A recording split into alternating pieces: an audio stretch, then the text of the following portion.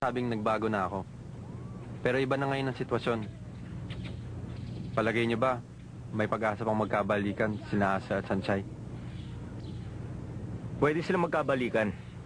Kaya lang lagi ka nakikialam.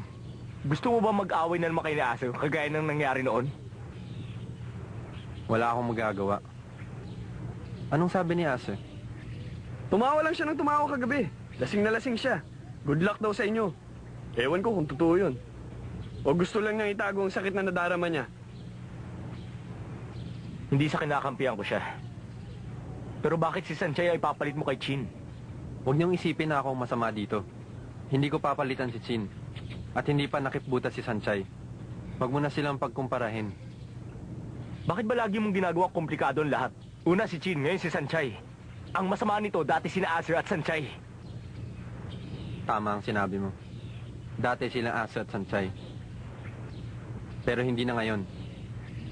Sa halip na sa akin kayo magpaliwanag, bakit hindi si Asa ang pagsabihan niyo? Walang makakatakas sa katotohanan. Tanggapin na lang niya na wala na sila.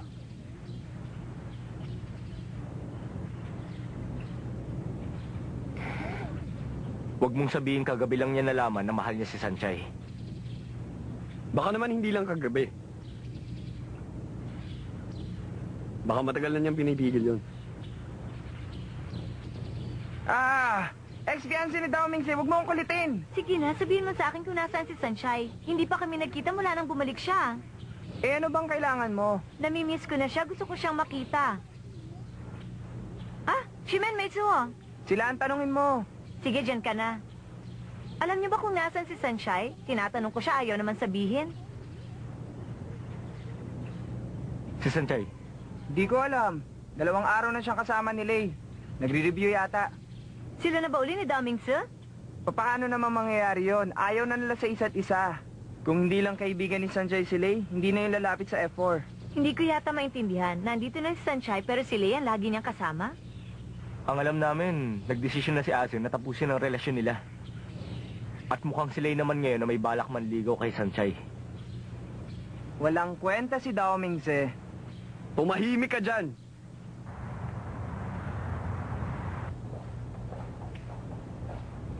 Asa makinig ka sa akin? Baka nakipag-iwalay siya dahil meron siyang problema. Problema? Mapapatawad mo na nagkamali dahil sa may problema siya? Hindi ko matatanggap yun.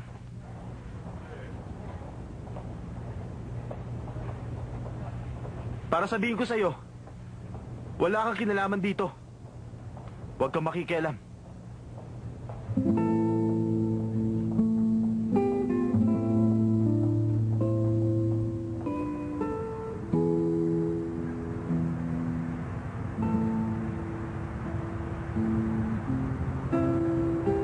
Oy bata, baka gusto mo ng kape. Masarap magkape habang nakatambay. Sige na. Ayoko niyan. Ano bang klaseng sagot yan? Konti na lang ang babaeng katulad ko na nanlilibre ng kape. Ayoko insultuhin ka, pero ang Akin na nga suplado yan, mo... tumahimik ka na dyan.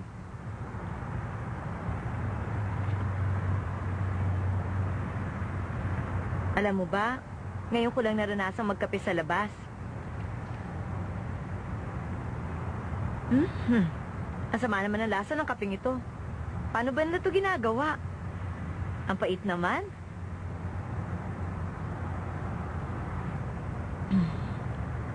Asa, ang hirap mo pa rin pakisamahan, napakasuplado mo pa rin. Natatandaan mo nung una tayong magkita? Iniwan mo ako mag-isa sa kalsada. Hanggang ngayon hindi ka pa rin nagbabago, tulad ka pa rin ng dati. Pero, normal lang naman daw yan. Dahil iba ang kapaligiran na kinalakan natin. Iniisip natin okay lang ang mga ginagawa natin. Pero sa ibang tao, hindi pala yun magandang tingnan. Kaya ngayon, tayo tuloy ang nasasaktan. Huwag mong sisihin ang sarili mo. May mga bagay na hindi natin mababago. Bakit kayo mga babae lagi maraming dahilan? Para lang nakatakas sa isang relasyon? Hindi ba pwedeng simple na lang?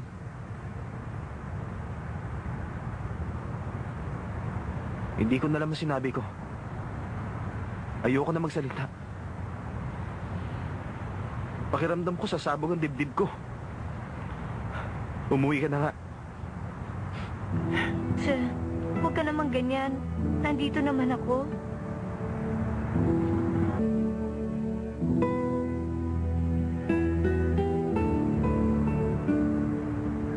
Biro lang. Gusto lang naman kitang pasayahin. Pag uwi ko, umuwi ka na rin kaagad. At pwede ba huwag kang sumimangot? Madali kang tatanda. Masisira ka gwapuhan mo. Alis na ako.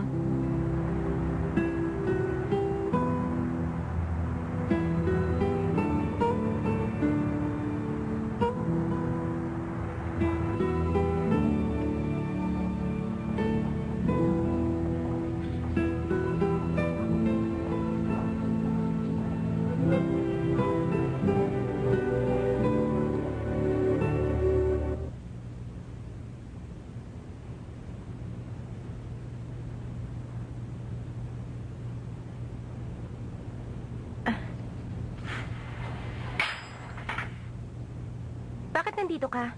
Bibili ng cake. Gusto ko yung grass green cake. Anong grass green cake? Baka green tea cake. Take out ba? Oo, take out. Natatandaan ko pa nung una kang pumunta dito, sabi ni Maitro, hindi ka mahilig sa cake. Nagandahan ka lang sa design, kaya mo binili yon, hindi ba? Talaga? Natatandaan mo pa yon? Yung kaibigan mo si Xiaoyu, bakit wala siya ngayon? Nung nagbakasyon ako sa tabing dagat, siya lang mag-isa dito. Kaya ngayon nandito na ako, siya naman ang nagbakasyon. Isa pa, meron siyang exams kaya hindi siya muna pumasok.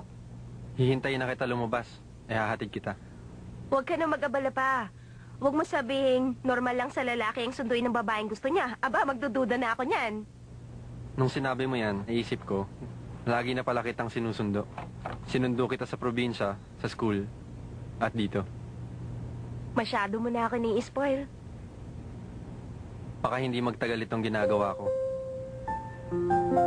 Siguro ang mga sandaling ito ay magiging magandang alaala. Ito ang mga sandaling hindi ko iniisip si Ase. Kaya ko nang ipakita sa'yo kung gaano kita gustong alagaan. Lay, Ang cake ko, Yun nangyari kay Xinghe at Xiaoyu ang magandang halimbawa. Pati sila nadamay. Nahihirapan si Sanchay dahil sa relasyon nyo. Yun ba ang gusto mong mangyari? Si Men, hindi naman makatarungan yun. Kung sila yung magiging boyfriend niya, pareho lang ang magiging problema. Hindi matatanggap ng mga magulang ni Lei si Sanchay. Wala rin pinag-iba. Huwag mo nang palalain pa ang sitwasyon. Gusto mong mag-away na naman sina Lei at Ase? Hindi ko gustong mag-away sila. Sinabi ko lang ang totoo. Kahit sinong samahan ni Sanchay, magkakaproblema pa rin. Kung gano'n ang mangyayari, bakit hindi na lang nila ituloy ang relasyon nila ni Aze? Ayoko masira na naman ng F4. Nalimutan mo na ba nangyari noon? Ase, tanggapin mo na wala na kayong dalawa ni Sanchay. Yun ang totoo. Huwag mong pahirapan ang sarili mo. Tama na! Tumahimik na kayo. Ayoko na makinig. Aze,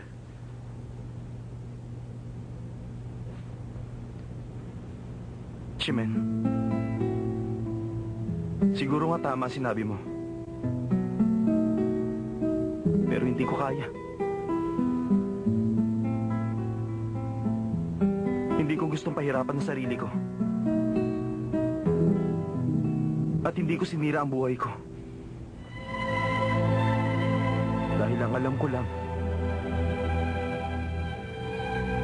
pag nawala si Sanchay, hindi ko na kayang mabuhay.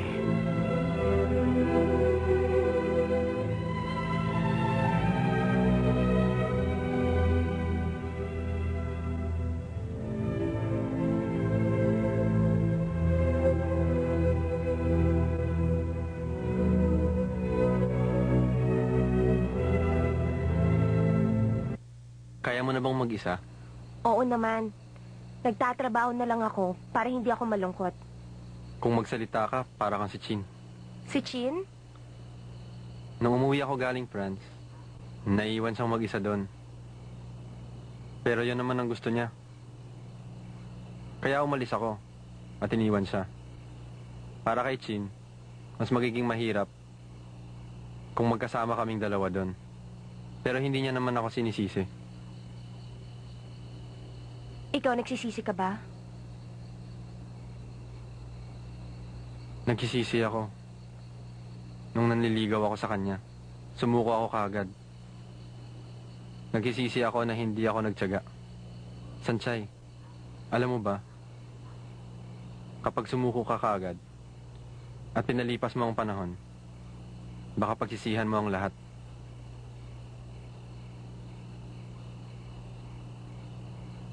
Nilalabanan mo ang sarili mong damdamin.